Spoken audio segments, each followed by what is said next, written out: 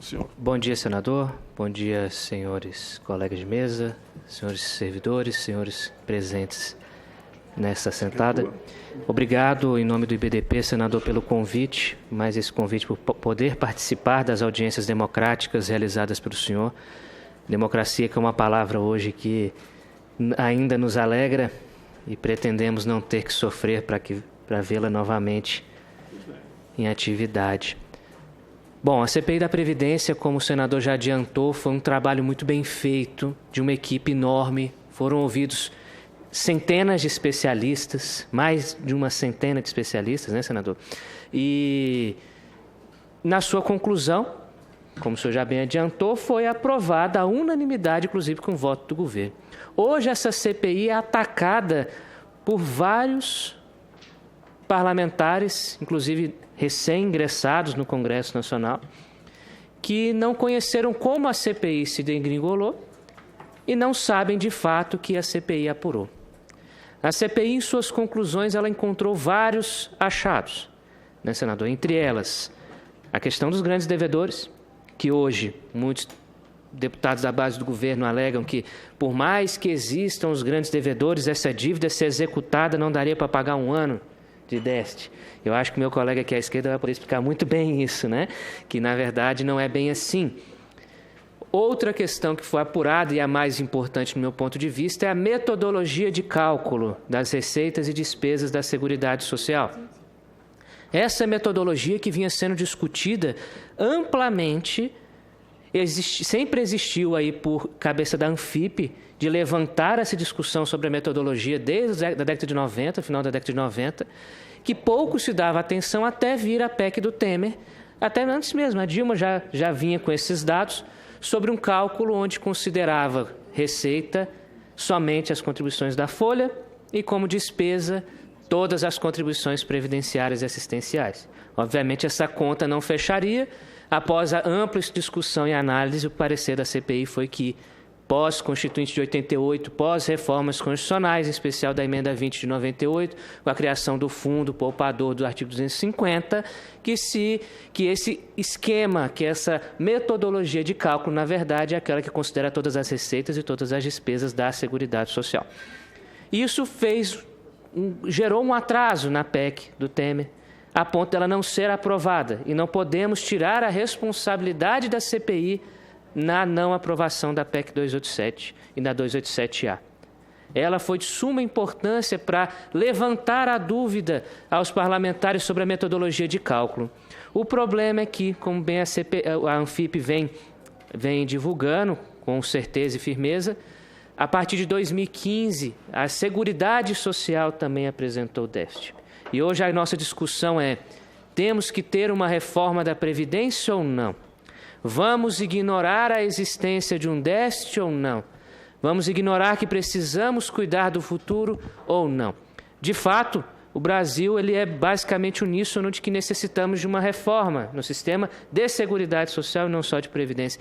Porém, que reforma seria essa? É a PEC 6? Não. É uma proposta de emenda com 8 regras de transições só para o regime geral? Não. É uma proposta que vem tentar burlar os achados, senador, da CPI da Previdência? Não. E quando eu falo burlar, por quê? Porque lá eles estão desvinculando novamente as receitas da Seguridade Social e vinculando a despesas específicas. É um retrocesso. O modelo de Seguridade Social foi pensado e ele é copiado. O nosso modelo é um modelo super viável. Tanto foi que de 88 para cá ele foi superavitário. A grande questão é: estamos preparados para retroceder? Se o sistema, considerando todas as receitas e todas as despesas, hoje, a partir de 2015, apresentou déficit, será que seria ideal nós voltarmos à metodologia de cálculo anterior à Constituição de 88? Óbvio que não, porque nós estamos reduzindo as despesas e aumentando as receitas. E outro critério, quando a Anfip diz que tem a questão do déficit, ela fundamenta, ela só não fala, tem déficit na Seguridade Social porque a conta X menos Y deu menos alguma coisa, não é isso. Teve, e que existe até hoje, o decesso econômico, desemprego em massa. Deixa eu só registrar a presença do senador Paulo Rocha, muito atuante, né? Foi um dos que acompanhou junto com a gente essa CPI. Eu queria dar uma salva de palmas aí para todos os senadores que estiveram lá, na figura do Paulo Rocha. Aqui as entidades. Continua aí, eu vou dar 15 minutos para cada um. Sim. E sobre essa questão ainda, né? A Anfip ainda fala, não tem déficit porque a conta matemática em si não fecha. Tem déficit por conta do estado econômico do país. E aí vem o governo do lado de cá e diz, precisamos aprovar a reforma para ter crescimento econômico. Como? Não sei. Porque eu estou reduzindo o valor médio dos benefícios e atrasando a concessão da distribuição de renda. Então, como que eu vou melhorar a economia? Forçando a pessoa a trabalhar no emprego imaginário? Porque não tem emprego?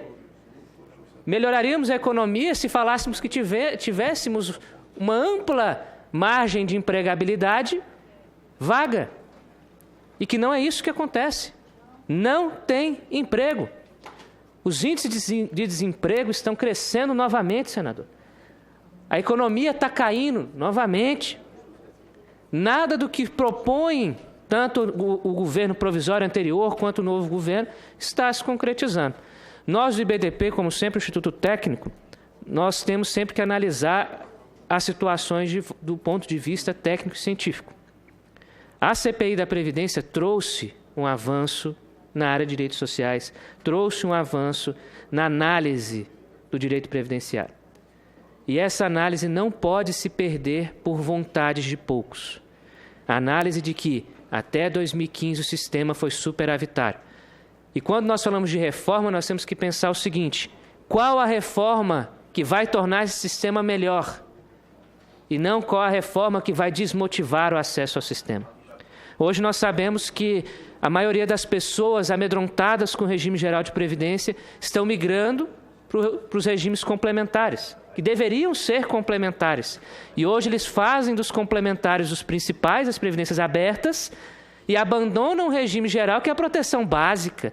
Só que ao abandonar, eu falo, não abandona por completo, uns abandonam, sonegam, fraudam. Afinal de contas, para que eu vou pagar a previdência? Eu não confio no sistema.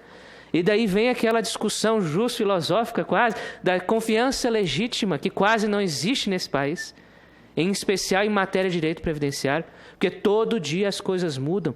E a reforma da Previdência vem para piorar isso. Piorar com o quê? Com gatilhos. Gatilhos de reajuste de concessão de aposentadoria. Você nunca sabe quando vai se aposentar, porque todo ano vai mudar. E é um gatilho que vai mudar de acordo com o que o governo quiser, não necessariamente com o que a realidade necessita, ou que a realidade social vai imperar, que vai considerar apenas a expectativa de sobrevida e não a expectativa de crescimento econômico ou de empregabilidade. Porque não adianta eu falar, a pessoa está vivendo mais, mas ela está vivendo mais sem emprego, sem saúde, sem assistência, sem nada.